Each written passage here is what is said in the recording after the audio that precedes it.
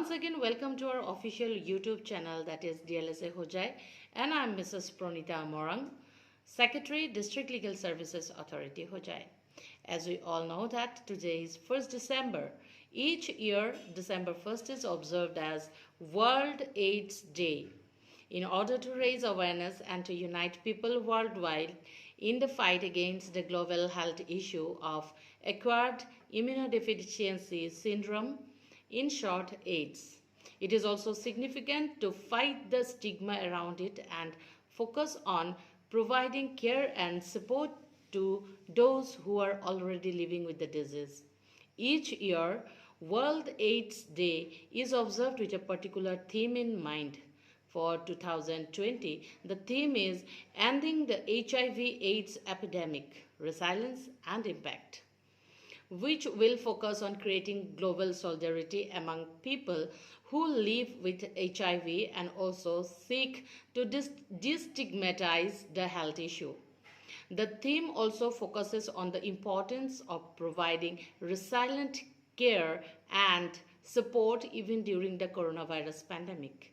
The world has made significant progress since the late 1990s, but HIV remains a major global public health issue, and like many other major health issues, it faces additional challenges during COVID-19 pandemic. Today, on the occasion of World AIDS Day, District Legal Services Authority Hojai have invited Dr. Subhasis Das, MD Medicine, a renowned consultant of Ham Hospital Hojai, to enlighten our viewers about HIV, AIDS, its causes, precautions and treatment, etc., and to raise awareness on the life-threatening disease. We would like to extend our heartfelt gratitude to Dr. Subhasis Das for being here with us today, sparing his valuable time. So viewers, Dr. Subhasis Das will be sharing his valuable knowledge on HIV and AIDS. So, hearty welcome to our YouTube channel, Dr. Subhasis Das. Now it is over to you, Dr. Subhasis Das.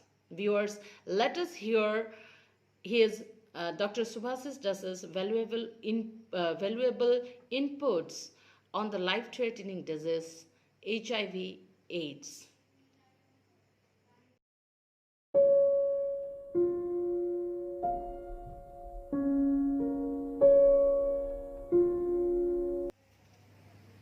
Hello viewers, my name is Dr. Subhasis Das. I am MD Medicine, and currently I am working as a consultant physician in Ham Hospital Hojai.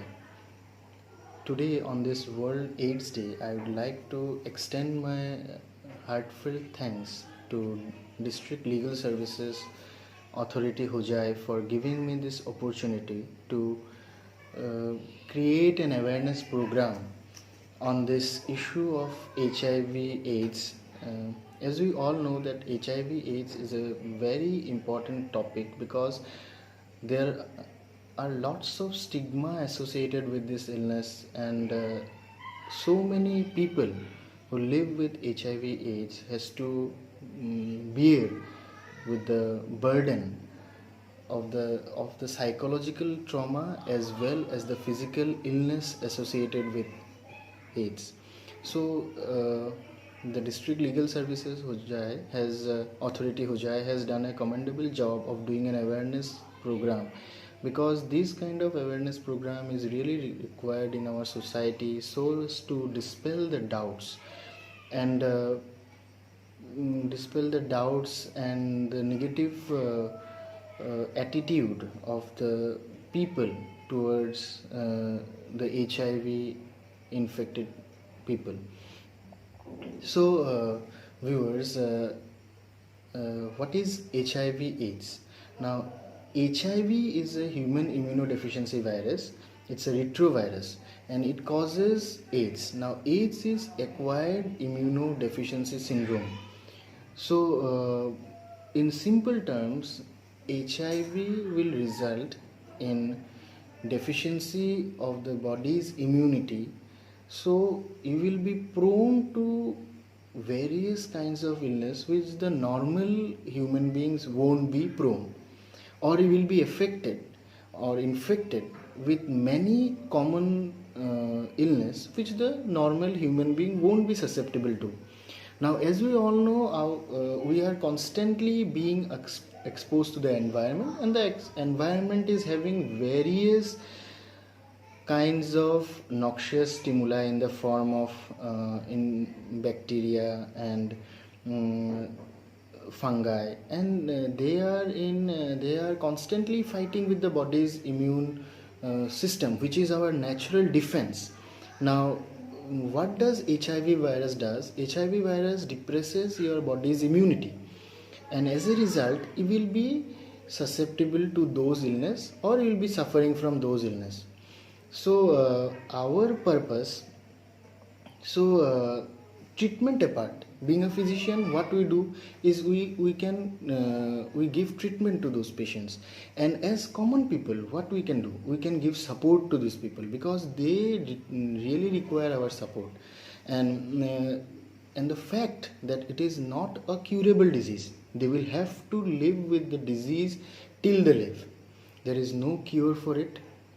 There is treatment. Yes, there is treatment. We have now various antiretroviral drugs which can treat the virus, which can try to control the multiplication of the virus, but there is no cure, and the person will have to live with the HIV AIDS for lifelong. And the thing is, as soon as the person is having HIV AIDS, there is so much of stigma associated with the disease that the person breaks down psychologically as well. As I had seen during my post-graduation in GMCH, I was doing the HIV clinic also there. I had seen that people who are living with HIV AIDS, as we tell them PLHIV, are not only physically depressed, but they are emotionally and psychologically depressed because they can't express their feelings to others, because others, they fear that others might isolate them as soon as they know their status. And this is really depressing for us physicians, because we are having this, we have to face the double challenge of treating them physically as well as handle their emotional liability too. So with this awareness program, I would just like to convey this message to all of us that we as human beings should not discriminate. This is the most important, and I think this is the most important takeaway message from this awareness program, that we as human beings should not discriminate people living with HIV AIDS from a normal human beings. So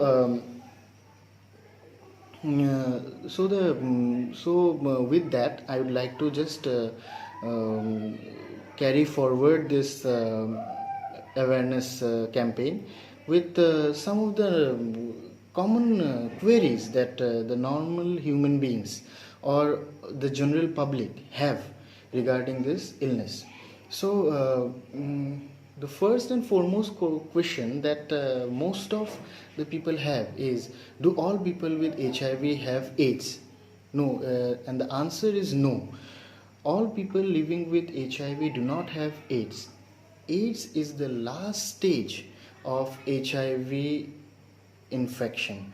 What I would like to tell you that people living with HIV may not or won't be having AIDS because it is the AIDS is when his immune status is suppressed to a level where it is where he will be exposed to multiple illness where he will be immunocompromised, severely immunocompromised, and it can be considered that yes, it is a very delayed stage of HIV infection, and with the recent advances in the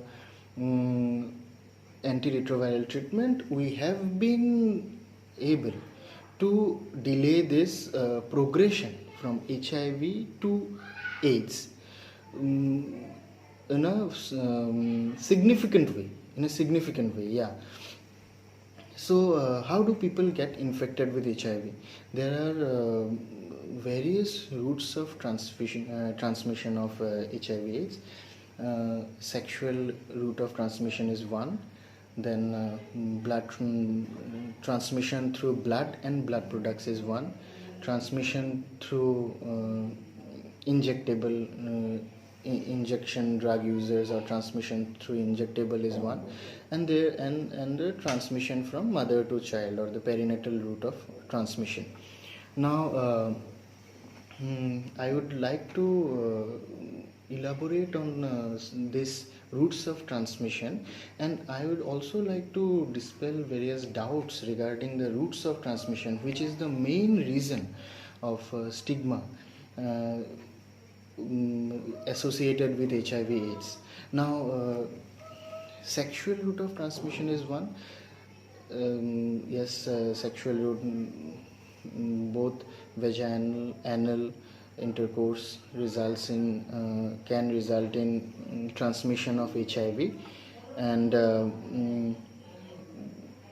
but the thing is, the chances of transmission from sexual route is not that very high. It ranges from 0.15 to 0.3. So what I would 0.01 to 0.03 in fact. So what I would like to tell you that yes, if on the base, if we want to extrapolate it to the number of patients, that if 100 patients are if 1000 patients are there, then out of that the sexual route of transmission, the transmission will be three people will be affected. So and the other route of transmission is blood, through blood transfusion. Now blood transfusion is a very serious issue because the rate of transmission from an infected donor blood to a recipient donor blood is like nearly 90%. So that is very high. And we have to be very serious regarding this. And fortunately, Indian government and our health system has taken radical measures to check the blood, check the donor's blood. Routine checking of donor's blood is done to so as to eliminate the risk of transmission of HIV/AIDS. Now another question that is there is that why the HIV/AIDS epidemic is considered is so serious, why it is considered a serious illness. Now the foremost reason it is considered a serious illness is because there is no treatment for that.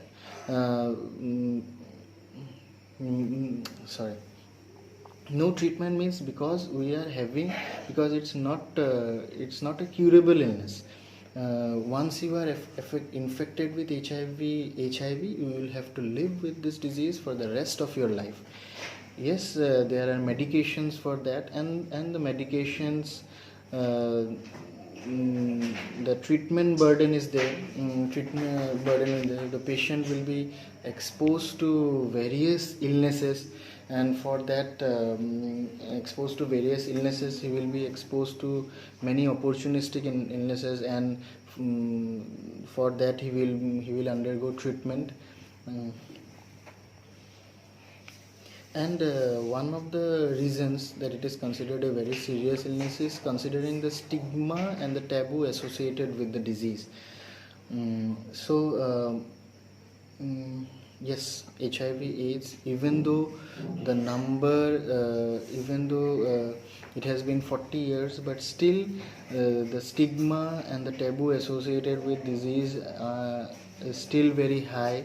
We are still very fearful of the illness. We still have various doubts regarding the routes of transmission of the illness, and that is why it is a it's it it it has a very big burden on our society. So there are various doubts regarding the transmission of the disease that people have, that whether HIV will be transmitted if we shake hands with the patient, if we kiss the patient on the cheek, if we are in if we share food of the patient. Now what I would like to tell you that HIV AIDS is not an airborne disease, that if you like if you are just sitting with the patient and you will be having HIV AIDS. It's not an airborne disease, so you don't have to worry about it. You can you can stay with the patient. You can even you can shake hands with the patient. You can touch the patient, and there is, I would say that if the patient and if the patient is not having any cut mark or any bruise in his hand, then there is no chances of transmission of HIV AIDS. What I would like to tell you through this awareness program is, we should not people living with HIV AIDS should not be isolated just because they are having HIV. We can just behave like normal people. You can just behave normally with them, because even though they are having this illness, you are not going to get this illness by shaking their hands or sharing food with them, or by talking with them, or by or you can or by kissing them in the cheek.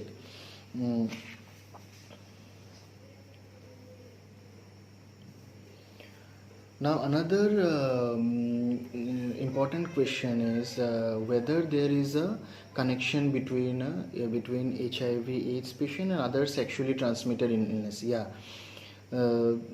there is a significant relation between HIV/AIDS and other sexually transmitted infection, because if a person is having other sexually transmitted infections like gonorrhea, syphilis, then the risk of transmission of HIV increases manifold. So it is very important that people who are having HIV and a sexually transmitted infection simultaneously should get treatment at the earliest. And if any if any person is having a sexually transmitted infection, he should get it evaluated. He should get proper treatment for the disease.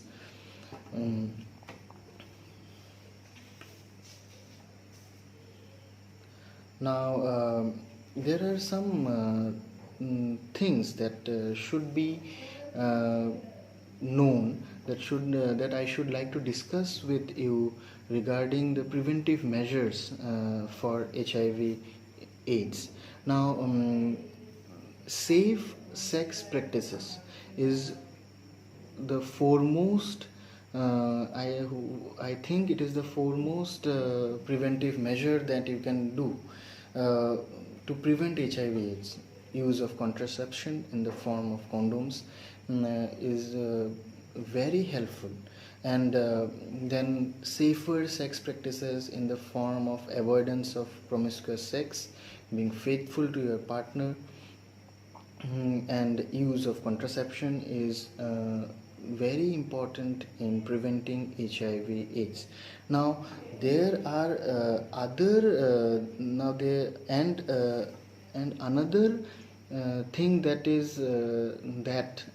is done and that has been done is testing of blood for HIV. Sorry. Another important step that has been taken by our healthcare system is routine testing of donor's blood or routine testing of a donor for this HIV. So this has gone a long way in reducing the transmission of HIV from a donor to recipient, and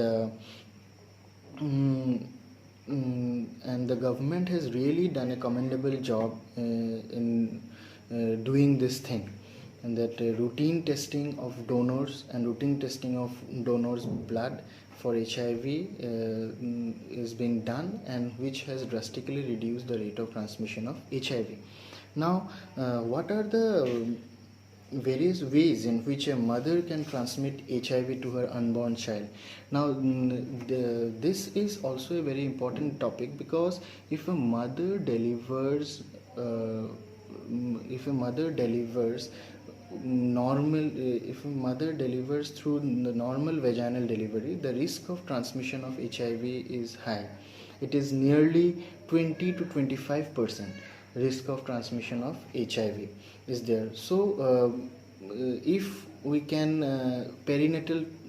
if antenatal testing, I mean during the periods of pregnancy, if routine testing of HIV is done, then we can counsel the patient for undergoing a cesarean section, and then the risk of transmission of HIV would be very minimized. So this is also a very important thing that has been incorporated in our healthcare system, that routine testing of mother is being done for HIV, which has also helped a lot in reducing the rate of transmission of HIV AIDS.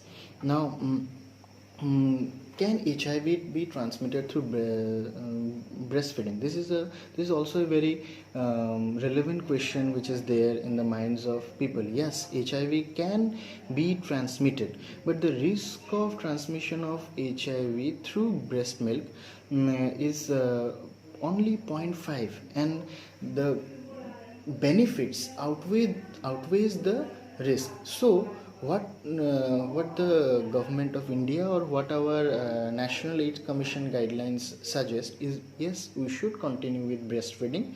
We should continue with breastfeeding, and the risk of transmission of mother to child is very minimal if we counsel the patient to continue with breastfeeding. Now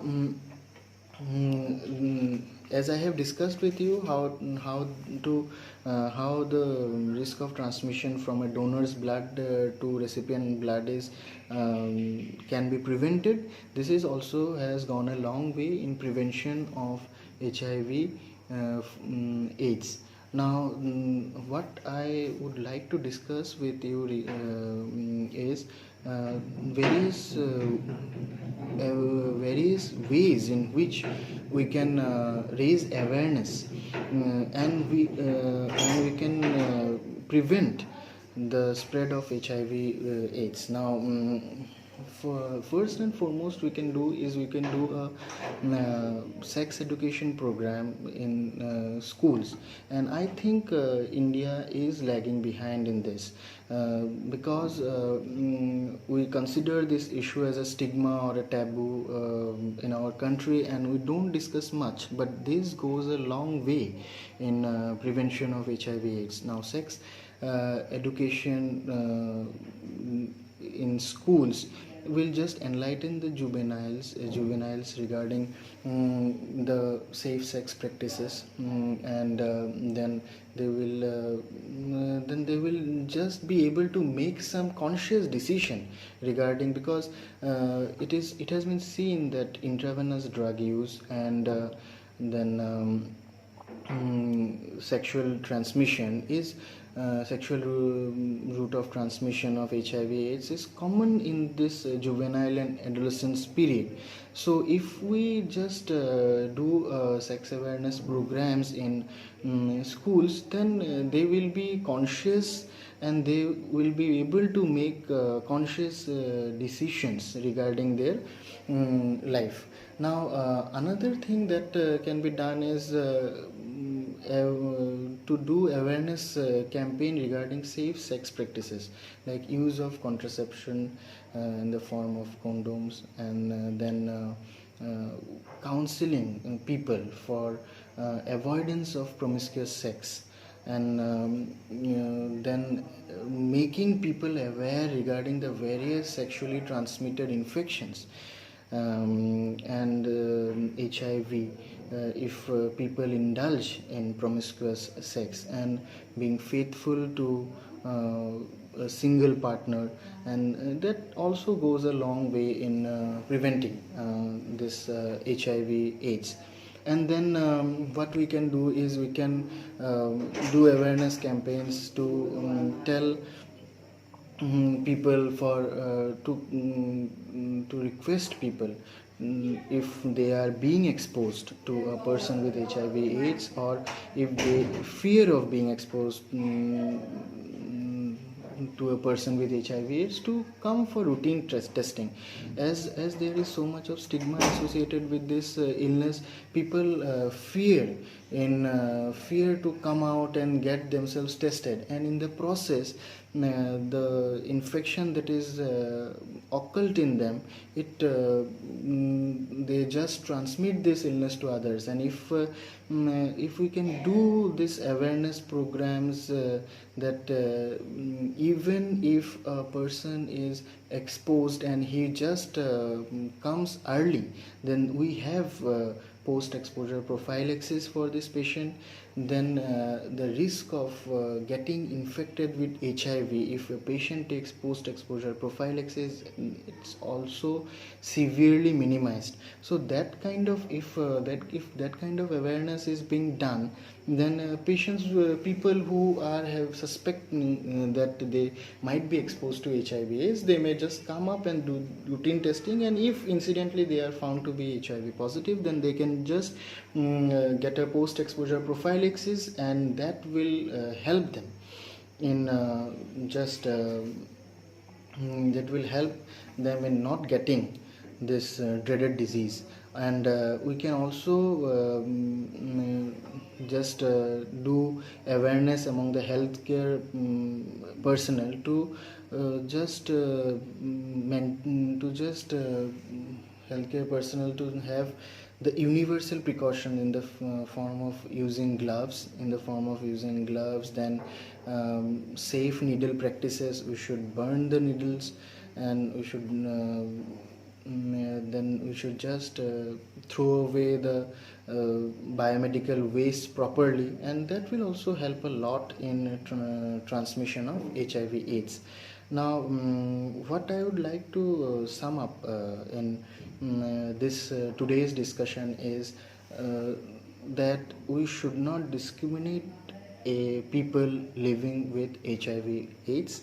And the second thing is we should be aware of the ways in which we can prevent this illness, because prevention and awareness is these are the two pillars through which we can defeat this disease, or defeat the transmission of this disease. Thank you. Jai.